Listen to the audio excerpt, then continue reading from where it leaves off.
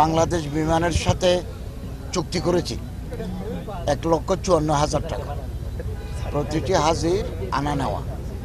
ওখানে ১ টাকাও বেশি নেওয়ার সুযোগ নাই এবং এটা প্যাকেজ ঘোষণা হয়েছে। বাংলাদেশের ওই যে বিমান পরিবহন মন্ত্রণালয়ের সাথে আমাদের মন্ত্রণালয়ের চুক্তি আছে, এখানে সিন্ডিকেশন কাজ করতে পারবে না। অতএব উৎকণ্ঠার কোনো কারণ নাই, হাজিরা নির্বিঘ্নে হজ করতে পারবে। স্যার কিন্তু বলতেছে যেখানে 40 থেকে 50,000 টাকা টিকিটের দাম ছিল, এখন সেই টিকিটের দাম না কোথায় 40-50,000 টাকা ছিল? কোন সালের কথা বলছেন? এটা এখন যারা না আমি বলি 2023 সালে বিমানের টিকিটের দাম ছিল 1,94,800 1,94,800 টাকা ছিল 2023 সনে। 24 সনে আমরা দায়িত্ব নেওয়ার পরে 27,000 কমাইছি, 1 লক্ষ কত হাজার করেছি, 67,000। এবছর আমি আবার 4 বার বিমানমন্ত্রীর সাথে বসে, উনি 2 বার আমার মন্ত্রণালয়ে আসছেন, আমি 2 বার ওনার মন্ত্রণালয়ে গেছি, এখন 1,54,000 আমরা নামিয়ে এনেছি। আমি ওনাকে বেস ফেয়ারে আরও $100 কমানোর জন্য আমি অনুরোধ করেছি। উনি বলেন আমি বিবেচনা করবো। এই দিন বিমান উপদেষ্টার সাথে আমার দেখা হয়েছে পর্যটন মন্ত্রণালয়ে। উনি আমারে বললেন যে আমি চেষ্টা করছি, দেখি আরও কমাতে পারি কিনা। যদি আমি $50 কমাতে পারি, এটাকেও আমি হাজিদের ফেরত দেবো।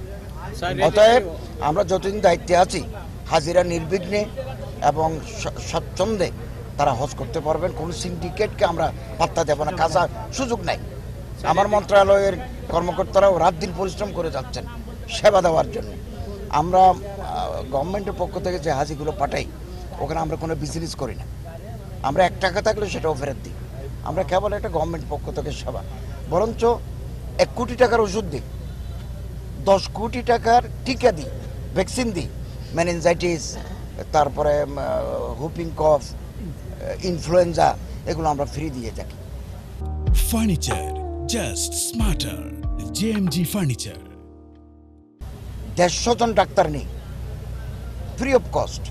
তবে এবার আমরা একটু কড়াকড়ি করছি, সৌদি গভর্নমেন্টের নির্দেশক্রমে যারা 10-12টা রোগে জর্জরিত, আমরা তাদেরকে নেব না।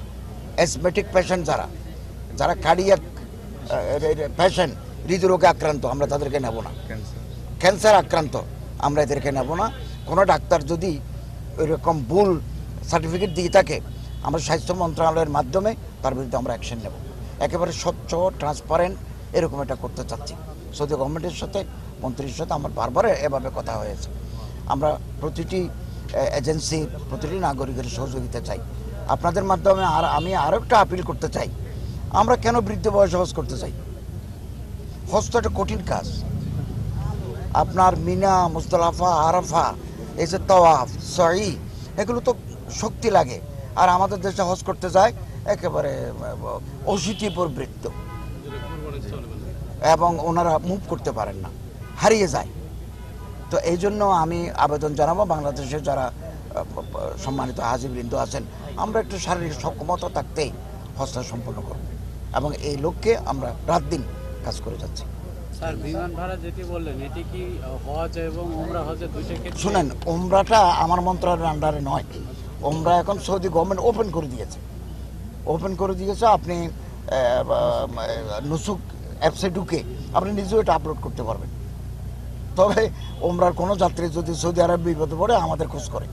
এটা সৌদি গভর্নমেন্ট ওপেন করে দিয়েছে, যাতে সারা বছর মানুষ উমরা করতে পারে। আমি এদিন চুক্তি করতে গেলাম, দেখলাম যে মক্কায়, মদিনায় যে লোকের ভিড়, এগুলো অতীতে কোনো দিন দেখি নাই। ওনারা কেউ যদি ট্রানজিট করে, মনে করেন বাংলাদেশের একটা লোক সৌদি আরব গিয়ে ওখান থেকে আমেরিকা যাবে, সেও উমরা করতে পারবে। আমরা কেবল হাজিদেরকে ডিল করি। তো ধন্যবাদ আপনার।